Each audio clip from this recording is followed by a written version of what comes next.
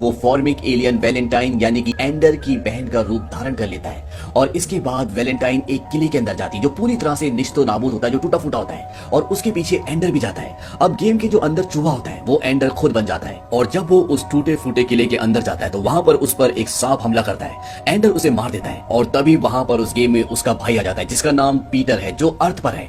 वो कहता है तुम भी एक खूनी बनी गए। इस बात से एंडर डर जाता है। दरअसल ये जो गेम वो खेल रहा होता है ये एक साइकोलॉजिकल गेम होती है और इसके जरिए जो यहाँ पर कर्नल और मेजर होते हैं वो उसकी दिमाग की स्थिति पर नजर रखना चाहते थे। ये उस तरह की गेम नहीं होती जो प्री प्लान्ड होती है। दरअसल ये दिमाग से कनेक्टेड होती है, इसीलिए उसके दिमाग में जो कुछ भी चल रहा होता है वो इस गेम में विजिबल हो रहा होता है। कर्नल मेजर एंडरसन को बोलते हैं कि ये सब कैसे हो गया, उसका पागल भाई इस गेम में कैसे आ गया। मेजर एंडरसन बोलती है कि ये गेम कंप्यूटर और उस बच्चे के दिमाग का नतीजा है जो साथ में मिलकर कहानियां बनाते हैं और ये सारी तस्वीरें बच्चे के दिमाग की सच्चाई को दर्शाते हैं। मैं इसे बदल नहीं सकती। कर्नल बोलता है तो इस गेम को इरेज कर दो और वो ऐसे ही करती है। इसके बाद कर्नल एंडर को अपने पास बुलाते हैं और वो कहते हैं कि तुम अपनी एक खुद की टीम बनाओ, क्योंकि एंडर की परफॉर्मेंस बहुत अच्छी होती है और एंडर को अपने सीनियर से यानी कि बोन्जो से ऑर्डर्स लेना अच्छा नहीं लगता और एंडर अपनी एक टीम बनाता है जिसका वो लीडर होता है और कर्नल उनके बीच में एक मैच एक गेम रखते हैं और इस गेम में एंडर को दो टीम्स के खिलाफ लड़ना है, एक टीम बोन्जो की और एक दूसरी टीम, और एंडर अपनी स्ट्रेटेजी से इस गेम को जीत जाता है। और जब वो शावर ले रहा होता है तो वहां पर बोन्जो आता है। बोन्जो एंडर पर हमला करता है क्योंकि वो उससे गेम में हार चुका होता है, इसीलिए उसके अंदर गुस्सा होता है और जब एंडर उसका सामना करता है तो बोन्जो को सर पर बहुत गहरी चोट लगती है जिससे वो पूरी तरह से सेंसलेस हो जाता है। एंडर कर्नल से कहता है कि अब वो नहीं बचेगा ना।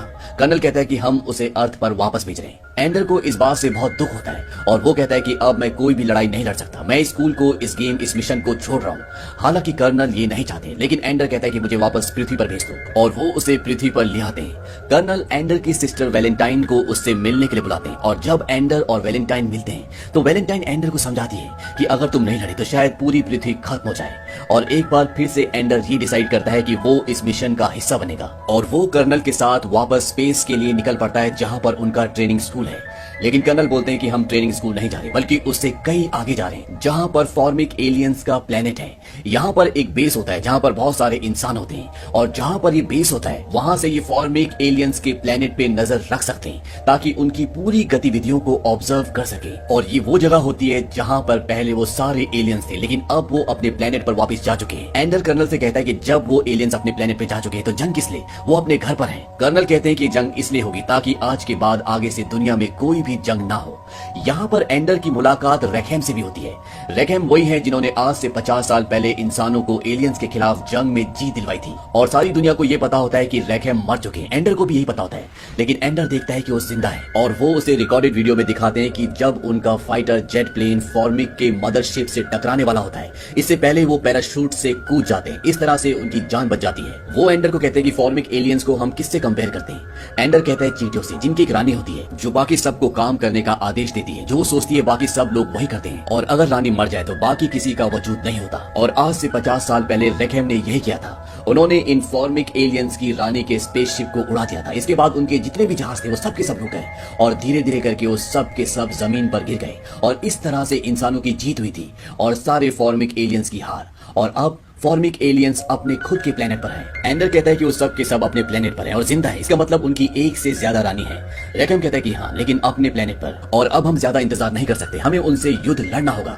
और एंडर की बाकी टीम को भी यहाँ पर बुला लिया जाता है और रेकहेम इन सब को फॉर्मिक एलियंस के प्लेनेट को दिखाते हैं। वो कहते हैं कि उनकी आबादी अब तेजी से बढ़ रही है जैसे इंसानों की पृथ्वी पर बढ़ रही है। एंडर पूछता है कि ये एलियंस पृथ्वी पर क्यों आए थे। रेकहेम बोलता है कि पानी के लिए। रेकहेम कहता है कि ये एलियंस दूसरे प्लेनेट को भी अपने साथ मिलाना चाहते हैं और इनकी मौजूदगी ही धरती के लिए, इंसानों के लिए एक खतरा है, इसीलिए हमें इन पर हमला करना होगा और इस पूरी जंग के, इस पूरे हमले के कमांडर तुम होगे, जो तुम कहोगे वही होगा। और रेकहेम एंडर को एक बहुत बड़ी मशीन भी दिखाते हैं और वो कहते हैं कि ये हमारी आर्मी की सबसे महंगी और सबसे शक्तिशाली मशीन है। इसकी कीमत है $70 बिलियन। और इसके बाद एडगर और उसकी टीम की प्रैक्टिस शुरू हो जाती है। दरअसल ये एक गेम के थ्रू पूरी वॉर की प्रैक्टिस करते हैं और कई दिनों की प्रैक्टिस के बाद जब ये अपनी सेकंड लास्ट प्रैक्टिस करते हैं तो उस गेम में इनकी हार हो जाती है। इस बात से मेजर रेखम को बहुत गुस्सा और बहुत दुख होता है। वो कहते हैं कि पूरी जिम्मेदारी तुम्हारे ऊपर है और कल तुम्हारा आखिरी टेस्ट होगा। एंडर बोलता है कि कल अगर मैं जीत गया तो क्या होगा। वहां पर कर्नल भी होते हैं। कर्नल बोलते हैं कि कल अगर तुम जीत गए तो इसके बाद तुम दुश्मन के प्लेनेट पर सच में हमला करोगे। और अगले दिन जो कि एंडर और उसकी टीम का फाइनल टेस्ट है, इस टेस्ट को देखने के लिए वहां पर बहुत सारे बड़े बड़े कमांडर्स आते हैं और वो कहते हैं कि अगर तुमने इस बैटल को जीत लिया तो तुम्हें पूरी सेना का कमांडर बना दिया जाएगा और इस कंप्यूटर वॉर गेम से तुम्हारे भविष्य का फैसला होगा। और अब एंडर और उसकी पूरी टीम वॉर गेम खेलना शुरू करती है और ये सब के सब अब एलियंस के ग्रह की तरफ बढ़ते हैं। लेकिन सारे के सारे एलियंस अपने शिप्स में अपने ग्रह के ऊपर होते हैं क्योंकि वो इंसानों को अपने ग्रह तक नहीं पहुंचना चाहते। और अगर ये अपनी उस मशीन से जिसकी कीमत $70 बिलियन है, जो एक ही वार में पूरे प्लेनेट को खत्म कर सकती है, ये अगर उससे दूर से हमला करते हैं तो इनका हमला उनके प्लेनेट तक पहुंचेगा ही नहीं। वो उनके शिप से टकरा कर ऊपर हवा में खत्म हो जाएगा और इनके पास उस मशीन से हमला करने का एक ही चांस होता है। ये इस मशीन को दोबारा यूज नहीं कर सकते और इस मशीन को पेट्रा ऑपरेट कर रही होती है। एंडर अपनी पूरी टीम को बोलता है कि वो अपने सारे फ्लाइंग ऑब्जेक्ट्स को लेकर पेट्रा की मशीन यानी कि उसके फ्लाइंग ऑब्जेक्ट के चारों तरफ एक लेयर बना ले और उसकी पूरी टीम ऐसी करती है ताकि वो उस मशीन को उनके ग्रह के पास ले जाकर फायर कर सके।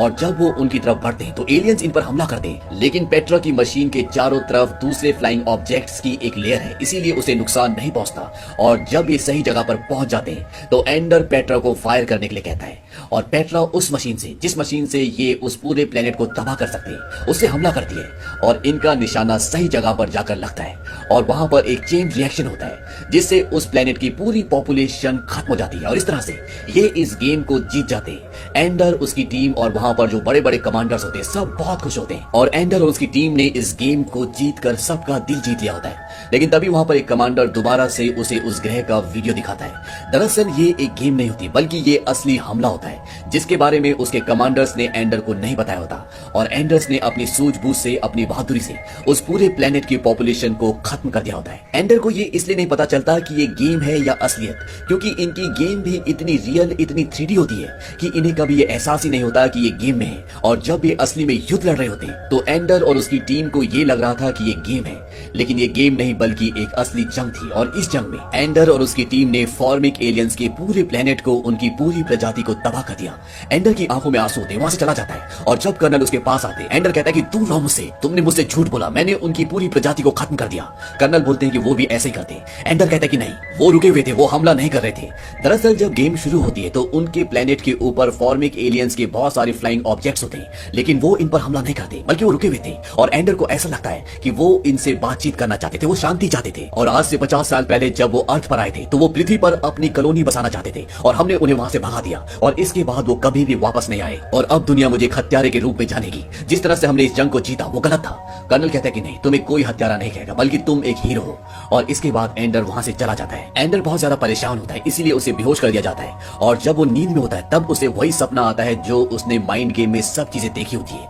वो फॉर्मिक एलियंस की रानी को देखता है जो बाद में उसकी बहन वैलेंटाइन बन जाती है। और तभी एंडर चिल्लाता हुआ जाग जाता है। वो कहता है कि मैं जानता हूँ कि वो एलियंस हमसे क्या चाहते थे और वो भागता हुआ इस कैंप के बाहर जाता है। और ये पूरा दृश्य उसी जगह का होता है जो उसे गेम में और सपने में दिखा होता है, जहाँ पर एक टूटा हुआ किला होता है। वो पेट्रा को बोलता है कि इस जगह को मैं सपने में देख चुका हूँ। दरअसल वो फॉर्मिक एलियंस मेरे जरिए गेम में पहुंचना चाहते थे, उनकी सोच और मेरे सपने एक हो चुके थे। दरअसल एंडर समझ जाता है कि जो फॉर्मिक एलियंस थे वो एंडर के जरिए इंसानों से बात करना चाहते थे। एंडर पेट्रा को कहता है कि तुम वापस जाओ और वो उस किले के अंदर जाता है और वहाँ पर फॉर्मिक एलियंस की एक रानी होती है जो मर रही होती है और उसे पता होता है कि जो उनके पूरे प्लेनेट पर तबाही आई है, उनकी पूरी प्रजाति को मारा गया है, वो एंडर ने ही किया है। लेकिन वो रानी एंडर को मारती नहीं है, उसे छोड़ देती है, माफ कर देती है। एंडर कहता है कि तुम रानी हो, मैं जानता हूँ, और तुम मर रही हो, लेकिन मैं तुम्हारे बच्चों के लिए एक नया घर ढूंढूंगा, नया प्लेनेट ढूंढूंगा, मैं वादा करता हूँ। और एंडर की आंखों में आंसू होते हैं, उसे पश्चाताप होता है और अंत में ये दिखाया जाता है कि वो अपनी बहन वैलेंटाइन को एक मेल लिखता है जिसमें वो कहता है कि युद्ध के बाद मुझे नहीं पता